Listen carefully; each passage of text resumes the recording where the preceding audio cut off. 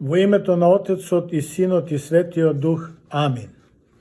Почитувани, овој пат ќе зборуваме за разликата помеѓу среќата и Божиот благослов. Па ќе почнеме вака. Што е среќа? Често го употребуваме зборот среќа, но што всушно значи овој збор и каква е неговата смисла? При разни прилики, како пред почеток на нова година, за роден ден, за имен ден, при свршувачка и слично, ние си пожелуваме среќа едни на други. А тоа значи најпрво оние на кои им испраќаме благопожелби да бидат радосни и душевно исполнети, постојано да се чувствуваат расположени, да пружаат несебична љубов, да бидат полни со насмевки и слично.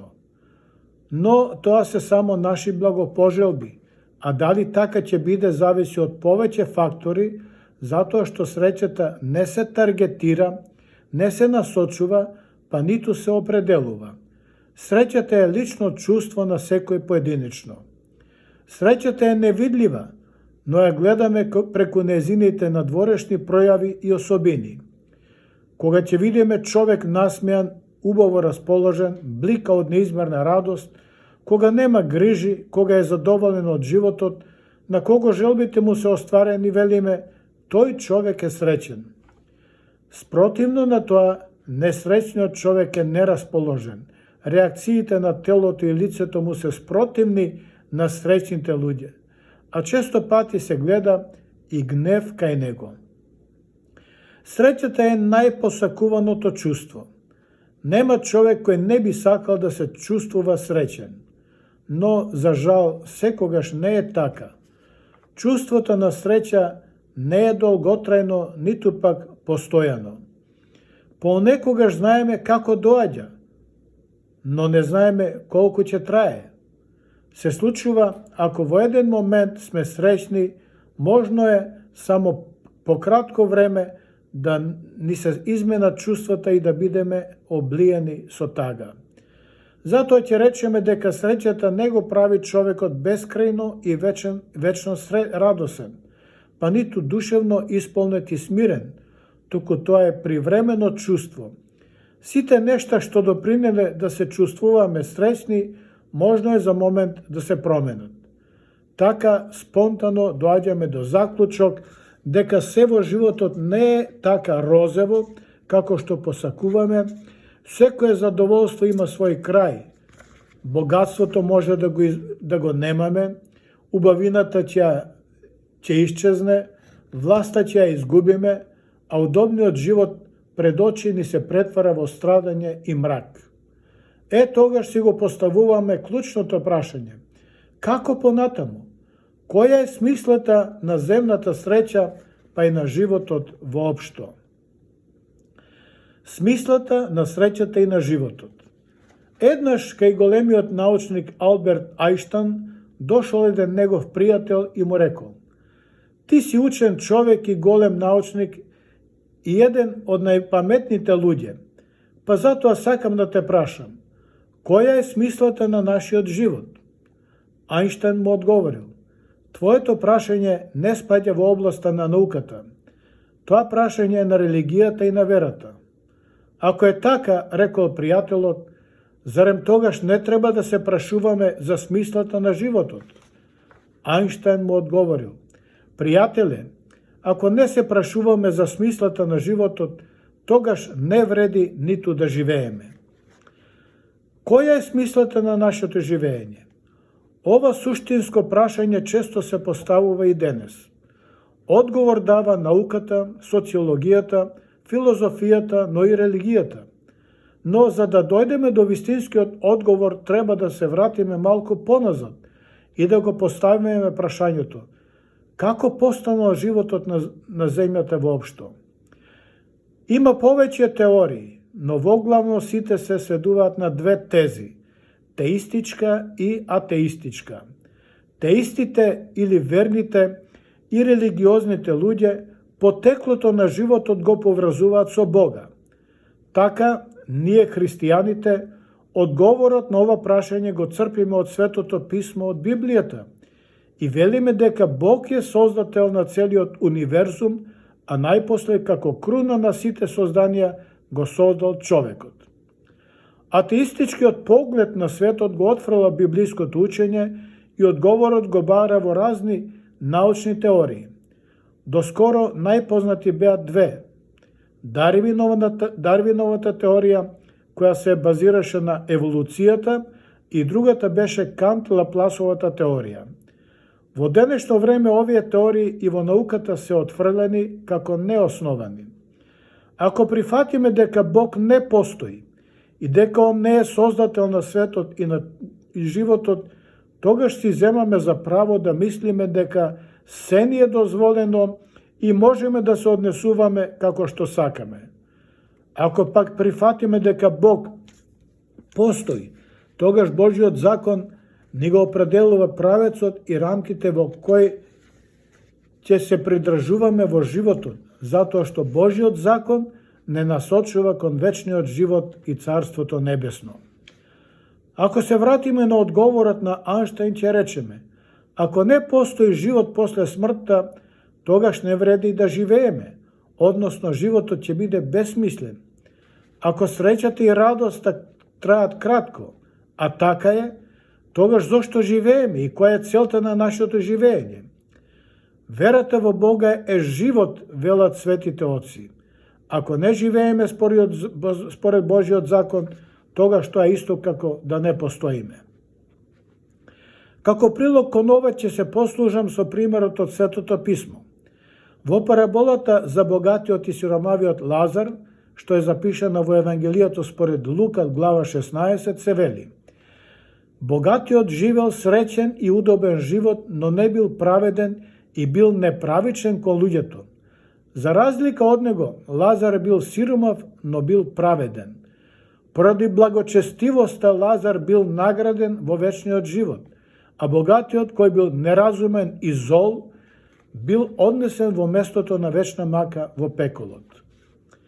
Евангелистот Лука во глава 18 запишал уште една парабола изговорена од Спасителот Господ Исус Христос, кога ни порачува: чувајте се од алчноста, зашто животот на човека, се мисли на вечниот живот, не зависи од изобилието и големината на неговото богатство. Лука 12 глава. Уште Господ ни вели: се што поседуваме на земјата не е наше, туку му припаѓа на Бог. Господова е земјата и се што се ја исполнува, запишал псалмопевецот Давид во Псалом 23 стих 1. Ние луѓето не треба да се оттимаме за поголем имот, туку како добри економисти праведно да го распоредиме она што Бог ни го дал. Доколку богатиот применува правичен начин со дадените му од Бога блага, тогаш ќе имаше повеќе од доволно и за него, но и за другите околу него, вклучително и за сиромавиот Лазар. Со овие параболи Господ Исус Христос ни порачува дека земната среќа не е тоа што ќе не однесе во вечен среќен и блажен живот, туку исполнувањето на Божиот закон.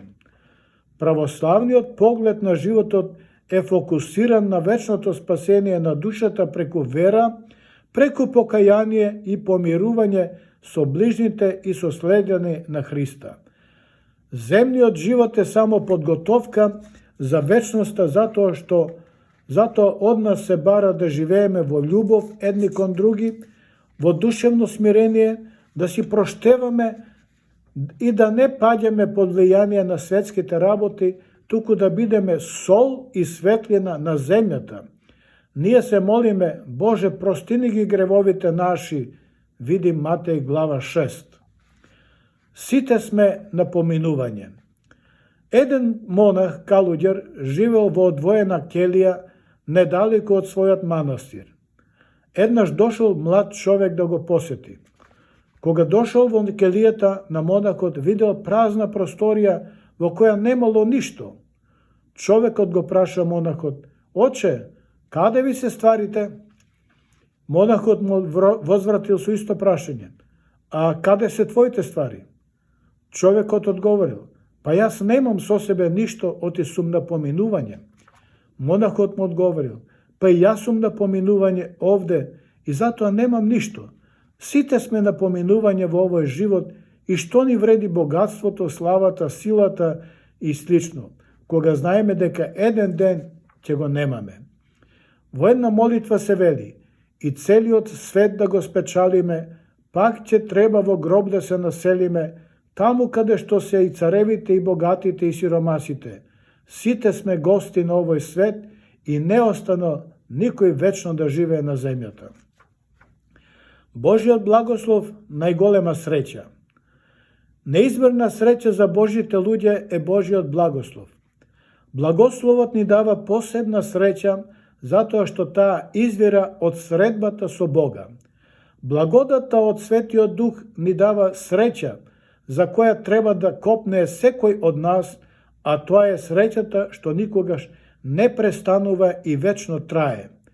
Во разговорот со жената Самаријанка, Јован 4 глава, Христос вели: секој што пие од оваа вода, се мисли на изворската, пак ќе ожедни, а кој пие од водата што ќе му ја дадам јас, нема никогаш да ожедни. Таа во него ќе стане изворна вода што ќе тече во живот вечен. На жената Самаријанка Христос не нуди обична вода, туку зборува за духовно ниво, за вода во која гладта и жетта ќе бидат вечно задоволени. Он зборува за водата што ќе ја примеме преку Светиот Дух, вода што извира до вечен живот, а тоа е зборот Божи, Евангелието. На друго место, Јован 6 глава, Христос вели: работете не за храна што се расипува, која што колку и да јадете повторно ќе огладнете, туку работете за храна што останува во живот вечен, а која ќе ви ја даде Господ Христос, зашто врз таа храна Христос положил печат самиот Бог Отец. Или работете за лебот што кога ќе јадете од него, никогаш не умирате и никогаш веќе нема да огладнувате. Потоа он рекол: јас сум животодавниот леб кој слезе од небото. Кој се храни од овој леб ќе живее вечно, а лебот што јас ќе го дадам за животот на светот е моето тело. Јован 6 глава 51. Христос овде зборува за светата причост која е тело и крв Христова. Црквата постојано зборува за благословот Бога и живототворниот леб Исус Христос. Преку Божиот благослов ние добиваме невидлива сила Божја, Божјата благодат, а преку која се осветуваме и се очистуваме од сето она што ни пречи кон вечното спасение. Оној кој што верува во Божиот благослов верува дека Бог размислува за нас. Оние кои не се уверени во Божјото постоење веруваат дека нештата се случуваат на среќа или случајно. Благословот зависи од волјата на човекот, но и од волјата Божја. Ние треба доброволно да пристапиме, а Божјата благодат ќе не освети. Молитвата како начин за доближување до Бога. Бог сите не очекува да му се доближиме. Тоа и најлесно можеме да го оствариме преку молитва. Молитвата е единствениот пат по кој доаѓа Божјата помош. Молитвата е најчувствителниот дел на љубовта Божја кон луѓето. Само онаа молитва што ќе биде пренесена со чисто срце и чиста душа ќе даде добар плод за нашиот богоугоден живот. Без вера и без молитва не е можно да му се угоди на Бога, вели светиот апостол Павле во посланието Евреите 6. Кога се молиме, не се потребни многу зборови. Бог неспоредливо подобро знае од нас што ни е потребно и доколку го помолиме ќе ни ја даде својата љубов. Ние треба да одговориме на таа љубов со молитва и со пазење на неговите заповеди. Да бараме да биде Божјата волја. Тоа ни е од најголем интерес и тоа е најбезбедно за нас и за оние за кои се молиме. Така ќе добиеме обожување, тесна врска и единство со Бога и среќа што вечно ќе трае.